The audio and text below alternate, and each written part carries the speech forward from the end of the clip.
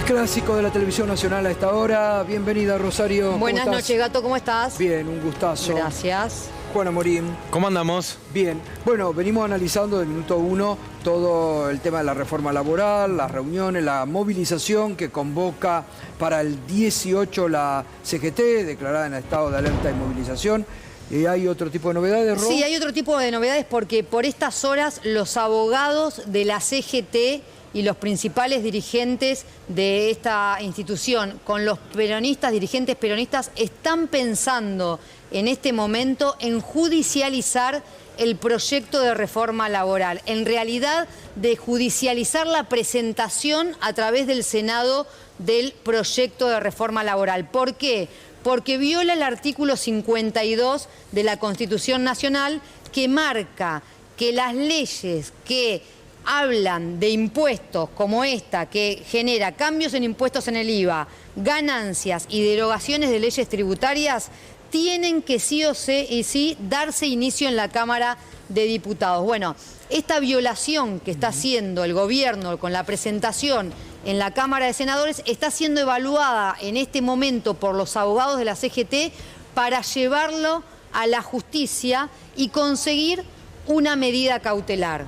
Si sucede esto, se frena la discusión de la reforma laboral en el Senado que quiere tener aprobada el gobierno en las sesiones extraordinarias. Ahora, ¿por qué incorpora estos cuando también va a querer hacer una reforma tributaria el gobierno? ¿Por qué incorpora estos artículos ahora medio de el sopetón, a último momento? Sí, sorprendió incluso, porque los sectores que venían hablando en el supuesto Consejo de Mayo, en donde se dialogaba por la reforma, sorprendieron también estos artículos. Me parece que ahí metió mano Federico Sturzenegger. A mí desde la Casa Rosada yo pregunté por esto.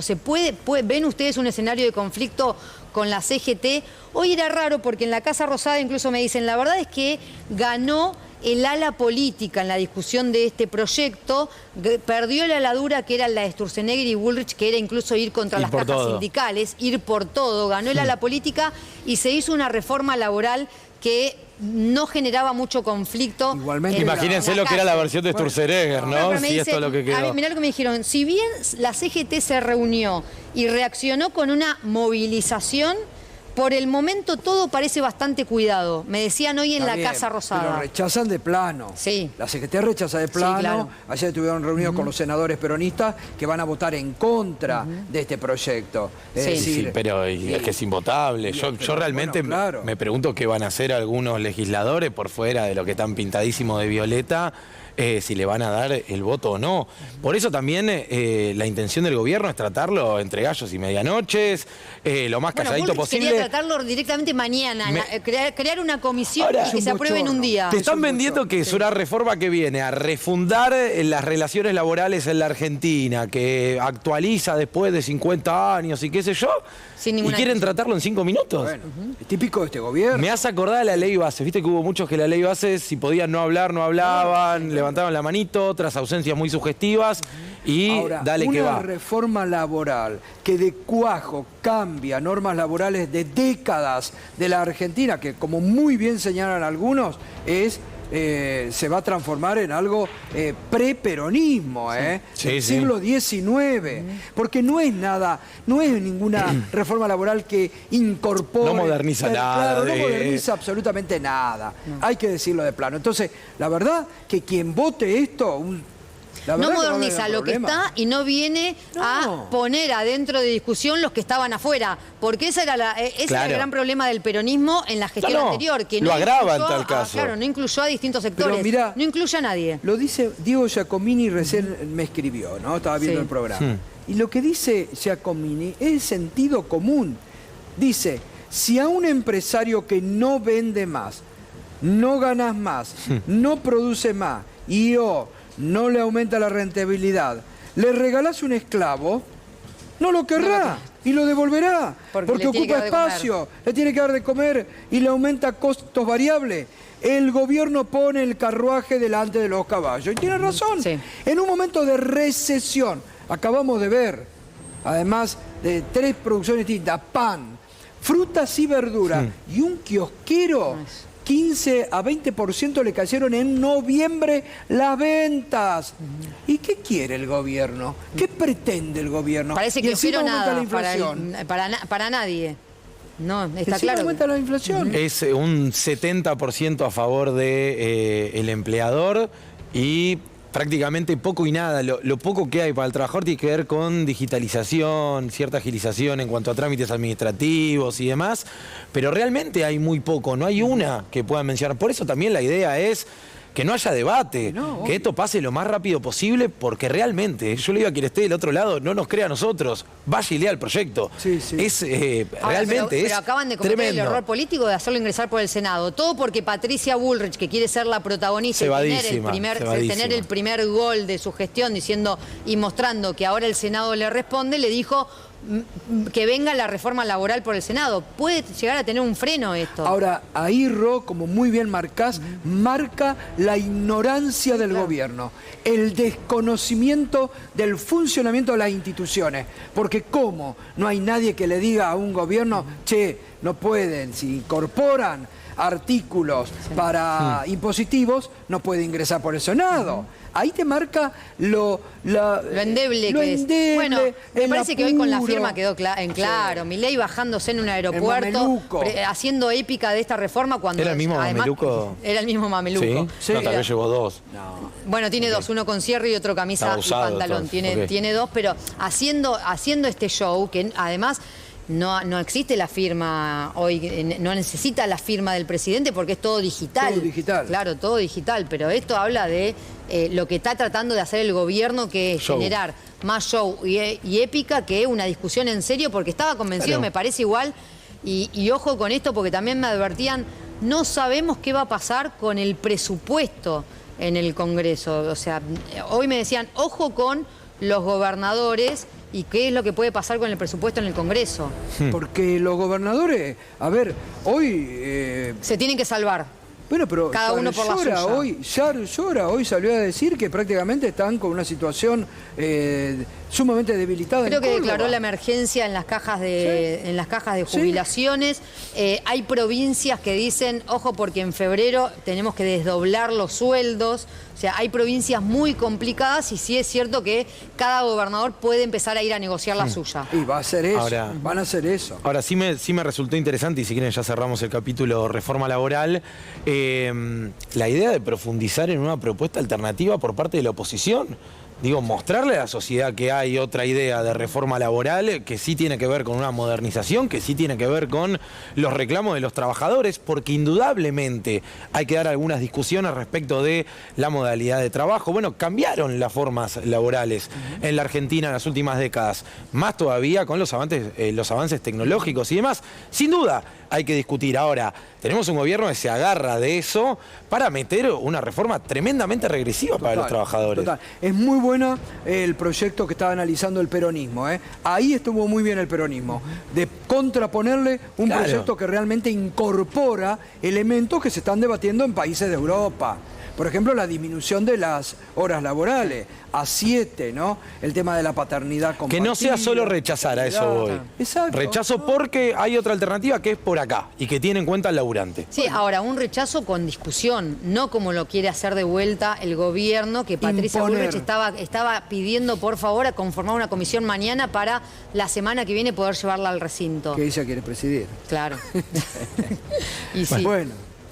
¿Qué pasó con el Reino Unido? Ahora una nueva polémica que no es por la soberanía de Malvinas. No, es por declaraciones, por declaraciones o no, voy a ponerlo en duda, del presidente Javier Milei, porque le dio una entrevista a The Telegraph, ahí estamos viendo la repercusión internacional, y claro, después de esta entrevista lo que surgió es que el presidente Milei confirma que está en conversaciones con el gobierno de Gran Bretaña para levantar las restricciones de compra de armamentos. Esto supuestamente lo dijo Javier Milei en esta entrevista. Obviamente que esto empezó a generar un escándalo en la propia Gran Bretaña, que negaron cualquier tipo de diálogos por venta de armamentos o por levantamiento de restricciones de armamentos. Sí, lo que te dicen desde Gran Bretaña es que hay un diálogo constante, que no está cerrado, pero que no tiene nada que ver con esto, y generó mucha discusión. Cancillería tuvo que explicar a Gran Bretaña qué es lo que estaba pasando por estas horas. ¿Qué dice el gobierno de Javier Milei? Que esta es una entrevista de 2 horas, que apenas The Telegraph publicó un adelanto. Lo que aseguran es que Javier Milei nunca habló de un diálogo por armas. Yo hablé hoy con una persona que, por este escándalo que se abrió en puertas cerradas entre los dos gobiernos, escuchó la entrevista entera, porque se grabó acá con un periodista de The Telegraph. 2 horas duró la entrevista. Yo hablé con alguien que escuchó las 2 horas enteras y me asegura que el título que están poniendo por estas horas en Gran Bretaña es falso, que Javier Milei no habló de un diálogo por levantamiento de restricciones de armamento, pero sí es cierto que dijo una de las frases que habla de que una potencia tiene que ser potencia si está militarizada, si tiene... Bueno, eso sí lo dijo Javier Milei, pero rechazan que se haya hablado de un diálogo. También lo otro que dijo, y que me confirman, es que va a viajar a Gran Bretaña entre abril y mayo. Pero el gobierno está diciendo que lo del periodista de The Telegraph es una exageración y es una búsqueda de clics para la entrevista. El famoso me sacaron de contexto. La entrevista que se va a conocer el 23 de diciembre. Yo lo que digo es, veamos el 23 de diciembre. Claro. Veamos el 23. Sí. Esperemos el 23. Porque hay una frase incluso que toman de Milei que dice que es un textual que le pregunta al periodista, bueno, pero ¿están hablando por las restricciones de armamentos? Absolutamente es la respuesta del presidente. Bueno, y el otro tema del día, que lo adelantaba Ariel Sack en minuto 1, se le complica la situación a Diego Españuolo, una causa que los otros medios no te hablan. La causa de corrupción, una de las más graves que golpea a este gobierno. No, perdón, estaba en el celular, estaba buscando la definición de carinear. Ah, sí, ¿viste? Pues, yo carineo, no estoy familiarizado es un verbo... con el concepto. Citación indagatoria para el próximo 19 de diciembre, para Ornella Calvete, exdirectora dentro del Ministerio de Economía, a quien le encontraron un vuelto gato, $700.000. Sí, la caja chica. Exactamente, y 19 millones de pesos que ya pasan inadvertidos directamente en función de los $700.000. ¿Qué dijo Ornella Calvete? Hay audios con un tal Pedro, que era el padre en realidad. Lo tenía agendado así para camuflar el contacto y que no encontraran, por ejemplo, este audio donde Ornella Calvete le dice a su padre: no me obligues a cariñarte el 3%. A ver. Escúchame, Pedro, si no me atendés, me quedo el 3%. No me hagas cariñarte la comisión, te pido, por favor.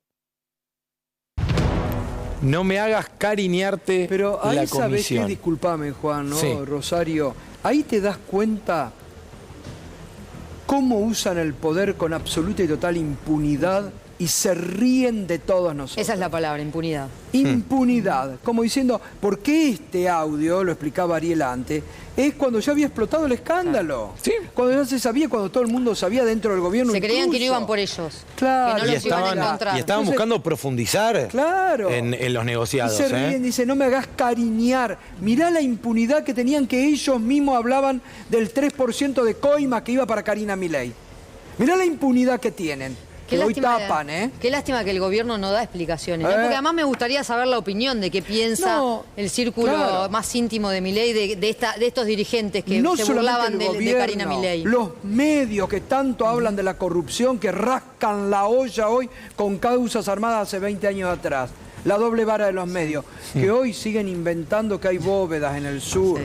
¿Por qué no se fijan las cajas de seguridad que están acá, expuestas del caso Libra o de las coimas de Andy? Eso no se fijan, la doble vara. Sí, absolutamente. Esta frase de cariñar debería estar mañana en todos los titulares. En toda la tapa. Sí. Claro. Bueno, tapa de diario, cariñar, señores. Si ya estaban los chats, ¿se acuerdan que estaban los chats donde Pedro, Miguel Ángel Calvete, le decía a la hija, con el 3% para Karina alcanza? Sí, acá ya es, y es después de que saltara el escándalo. Ellos buscaban, como dice Rosario, sentían que no estaban bajo la lupa, sus negocios en particular. Por los Kovalivker. Y como decía Gato, la palabra es impunidad. buscaban seguir profundizando.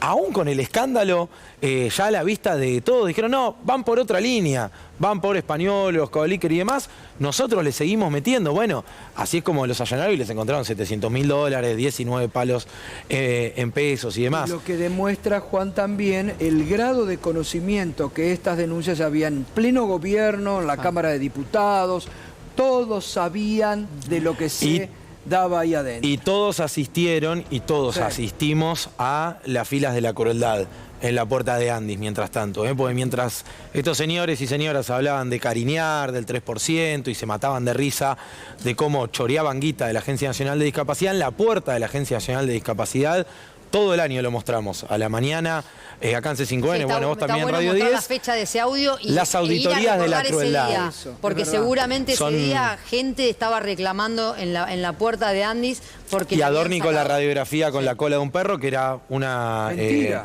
Claro, era una mentira, no se había asignado esa pensión por discapacidad, pero hacían discutir a la sociedad que si te va mal es porque está lleno de falsos discapacitados. Una cosa extremadamente perversa. Lo único bueno que ha dado un juez y un fiscal que investigan en el mundo Comodoro Pro, ¿no? De la doble vara, acá se investiga seriamente y avanza y se destapa todo el escándalo, ¿no? Sí. Así que bueno. Ro, muchas gracias. Por favor, Gato, buenas Juan, noches. Gracias. Gato. Hasta mañana. Una formación de minuto 1, versión... Claro. Muy bien. O sea, De versión 2022, reducida, 2023, claro, ¿no? Vintage, minuto 1 vintage. Siempre se vuelve. Ojo, Siempre ojo, se vuelve no vengan a pedir acá. No vaya a hacer cosas. Bueno, el señor Dugan ya está de vacaciones. Qué bien, ¿eh? ¿Quién pudiera? 11 de diciembre, Gato. Yo dije, estuvo tranquilo y claro. Bueno, ¿viste? Todos hablamos, todos hablaron. Qué bien. Y Pudimos hablar. va a volver remozado, me cuentan, ¿eh? ¿Cómo? Va a volver remozado, me cuentan, así que... Ay, ahora quiero ver. Sí. Bueno, ¿quién está? ¿Quién se queda a cargo de Duro de Amar?